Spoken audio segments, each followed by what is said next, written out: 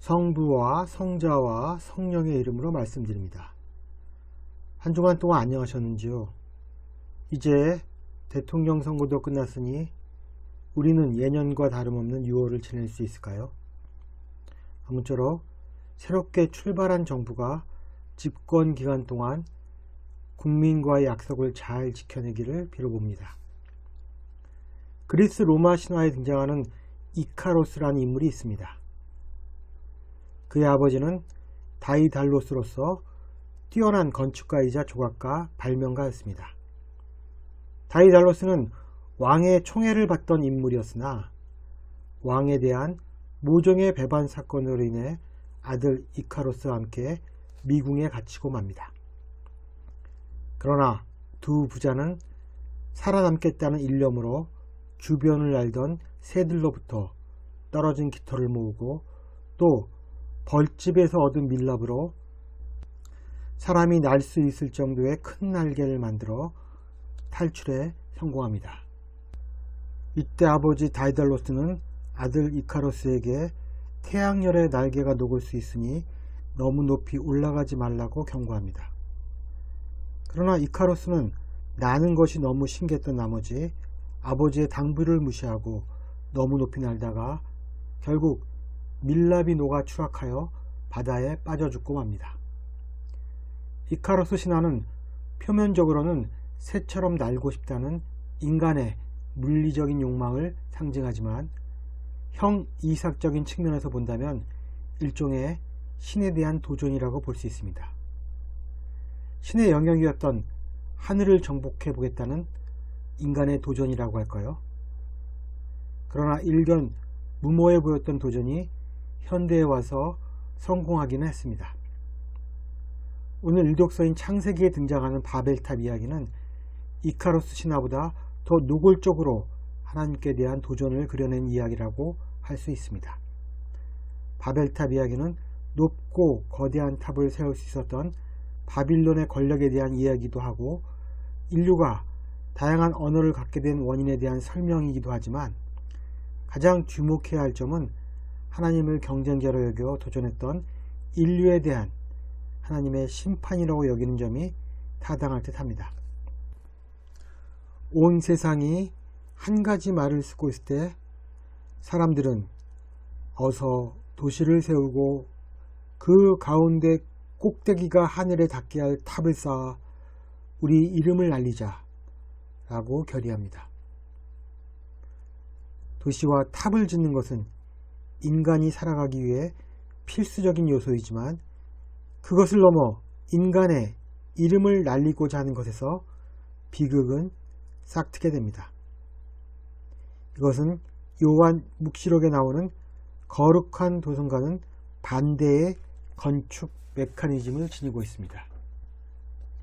거룩한 도성이 하느님으로부터 내려오는 것인데 반해 바벨탑은 인간이 하느님께로 쌓아 올리는 것이기 때문입니다. 이것은 예배를 위한 탑 싸움이 아니라 하나님께 맞서기 위한 싸움이었습니다. 또 바빌론 사람들은 이렇게 말합니다. 또한 우리가 사방으로 흩어지지 않도록 하자. 사람들의 이 다짐이 의미하는 바는 무엇일까요? 사람들은 하느님께서 노아의 홍수를 통해 그들을 흩어버린 결과가 무엇인지 보았으며 이것은 그들에게 커다란 트라우마를 남겼습니다. 따라서 홍수 사건이 불러일으킨 불안은 사람들로 하여금 안정을 가져올 힘과 권력의 집중을 요구했으며 또 그렇게 해야만 언제 닥칠지 모를 변덕스러운 하나님의 심판으로부터 벗어날 수 있다고 생각했습니다. 그러자 야훼 하나님은 이렇게 말씀하십니다. 이것은 사람들이 하려는 일의 시작에 지나지 않는다. 앞으로 하려고만 하면 못할 일이 없겠구나.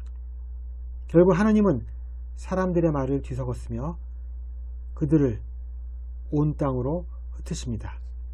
그러나 인간의 역사는 사실 하나님의 영역을 정복하고 자신들만의 바벨탑을 쌓으려는 역사로 점철되어 있습니다. 19세기에는 과학의 발전으로 인해 인류에게는 무한한 진보가 이루어지리라는 낙관론이 팽배했습니다. 급기야 인간은 하느님을 자신들의 삶으로부터 추방했습니다. 또 다른 이름의 바벨탑을 쌓은 것입니다. 그러나 그 결과는 어땠나요? 인간들은 자신들이 이루어낸 찬란한 기술로 서로를 대량 학살한 세계 1, 2차 대전을 일으켰습니다. 과학의 진보가 인류의 발전은커녕 오히려 세계를 무덤으로 만들고 말았던 것입니다. 요즘 우리 삶에서 적극적으로 활용되는 인공지능 AI는 엄청난 학습을 통해 이미 인간을 넘어서고 있습니다. 인간보다 10억 배 똑똑한 존재인 AI가 신으로 섬겨질 날이 올지도 모릅니다. 결국 인간이 발명한 AI가 하나님을 대체한다면 인류의 오랜 수건이었던 바벨탑이 완성되는 것입니다. 그리고 그 바벨탑을 완성한 대가는 AI에 의한 지배가 될 것입니다. 기록에 의하면 바벨탑은 단순한 탑이 아니었다고 합니다. 탑의 이름은 지구라트였으며 고대 메소포타미아 등의 도시에서 그들이 모셨던 신에게 바쳤던 성탑이었던 것입니다. 따라서 탑의 맨 꼭대기에는 달의 신인 난나르를 섬기는 제단이 존재했다는 것입니다. 이것을 참으실 하느님이 아니셨습니다. 오늘 이 독서인 사도행전은 하나님의 방식이 밑에서 위로이, 즉 바텀업의 방식이 아니라 철저히 위에서 아래로이, 탑다운 방식임을 말해줍니다. 예수님이 부활하신 후 50일이 되는 오순절에 당신의 약속대로 다락방에 모였던 제자들에게 성령이 내렸습니다. 성령이 강림한 것입니다.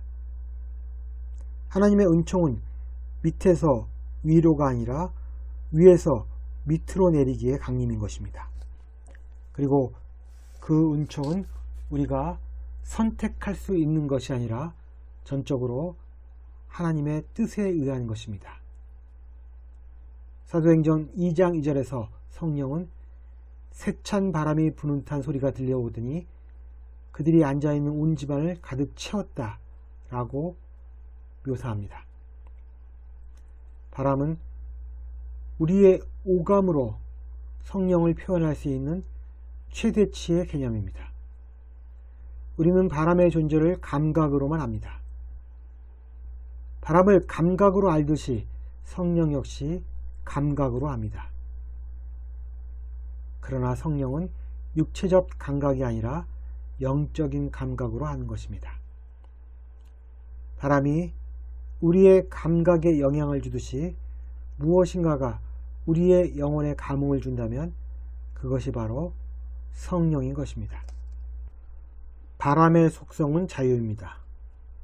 마찬가지로 성령의 속성도 자유가 될 수 있습니다. 왜냐하면 성령은 우리에게 자유를 주기 때문입니다. 그래서 성령을 받은 사람의 특징은 자유로움입니다. 우리가 살면서 많은 장애물을 만나지만 성령의 힘에 의하여 산다면, 성령에 힘입어 산다면 우리는 그것들을 가뿐히 뛰어넘을 수 있습니다. 또한 성령은 불길입니다. 사도행전 2장 3절은 혀 같은 것이 나타나 불길처럼 갈라지며 각 사람 위에 내렸다고 말합니다. 이처럼 성령은 우리의 마음을 뜨겁게 해줍니다. 성령은 우리의 차가운 이기심을 녹이는 뜨거운 불입니다. 따라서 성령을 지닌 사람만이 자신도 모르는 사이에 성령의 움직임으로 인해 측은지심을 지닐 수 있습니다. 우리가 하는 것이 아니라 우리 안에 계신 성령이 하는 일인 것입니다. 성령은 바벨탑을 쌓아 올린 사람들처럼 획일된 언어를 강요하지 않습니다. 성령의 능력으로 제자들이 서로 다른 외국어로 말할 수 있게 되었습니다.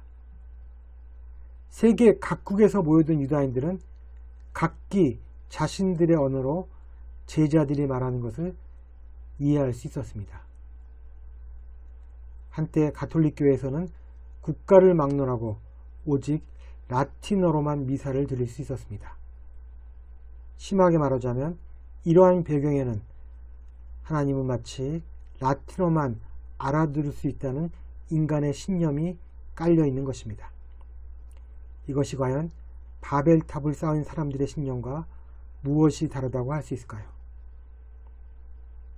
다행히 1960년대 초반 교황 요한 23세가 이끌었던 제2차 바티칸 공회를 통해 각 나라는 자신들의 모국어로 미사를 드릴 수 있다는 변화가 일어났습니다.